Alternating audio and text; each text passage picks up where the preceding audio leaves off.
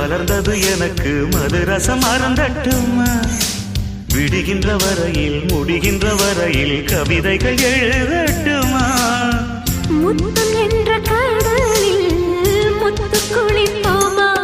அழகு அழகு